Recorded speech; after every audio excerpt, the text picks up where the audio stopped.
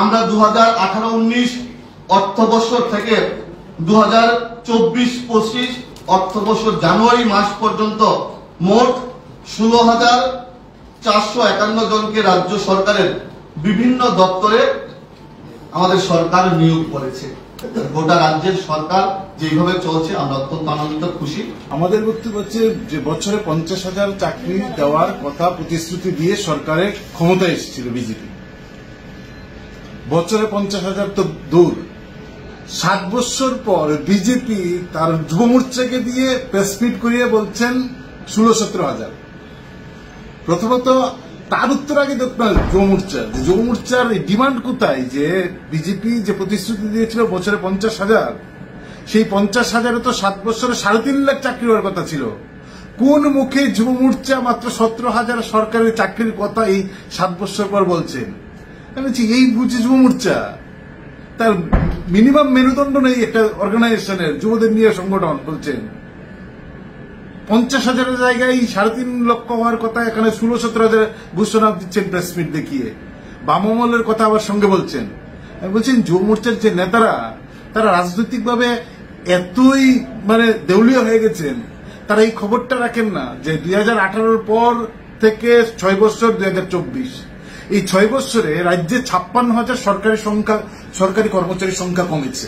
56,000 ন্যূনতম লাজ লজ্জা বিসর্জন দিয়ে কালকে প্রেস মিটটা করলেন, আমরা দেখলাম, অবাক হলাম। 56,000 সরকারি কর্মচারীর সংখ্যা কমেছে। যুব মোর্চার কাছে এই তথ্য নেই, তাদের জানা উচিত। আমি বলবো যে দয়া করে এই বিষয়গুলো আপনারা একটু চিন্তা করুন। তাহলে 56,000 যে সরকারি কর্মচারীর সংখ্যা কমছে, সরকারের নিয়ম অনুযায়ী প্রতি বছর যে শূন্যপদ পূরণ হচ্ছে না, তাতে প্রতি বছর হাজার হাজার শূন্যপদ অ্যাবলিশড হয়ে যাচ্ছে। ভবিষ্যতে সেখানে আর চাকরির সুযোগ নেই। কারা চাকরি পাবেন? এই সময়ের যুবকরা, যাদের বয়স 36-40 হয়েছে। ফলে সেখানে চাকরির দরজা সম্পূর্ণ করে বন্ধ করে দেওয়া হচ্ছে। 3 নম্বর হচ্ছে গত 7 বছরে রাজ্যে কি বেড়েছেন? কোন শিল্প না। রাজ্যে কি বেড়েছেন? নেশা। রাজ্যে বেড়েছে পাচার। রাজ্যে বেড়েছে তুল্লাবাজি। এই 3টা শিল্পকে প্রমোট করছেন। একটা শব্দ এর বিরুদ্ধে যুব মোর্চা কোনদিন উচ্চারণ করেছেন? নেশার বিরুদ্ধে একটা শব্দ উচ্চারণ করেছেন?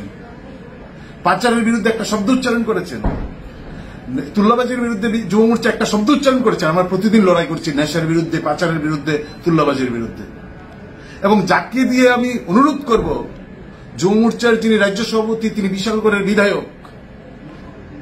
আমি একটা যুব সংগঠন, আপনারা আমাদেরকে বিরোধী মনে করতেন, কিন্তু এই বিরোধিতার জায়গায় উপেক্ষা করে আমি বলবো, আপনি যে এলাকায় বিধানসভার সদস্য নির্বাচন করেছে মানুষ, গোটা রাজ্যের পাচার, নেশার এবং ছিনতাইয়ের রাজধানীতে পরিণত হয়েছে বিশালগড়।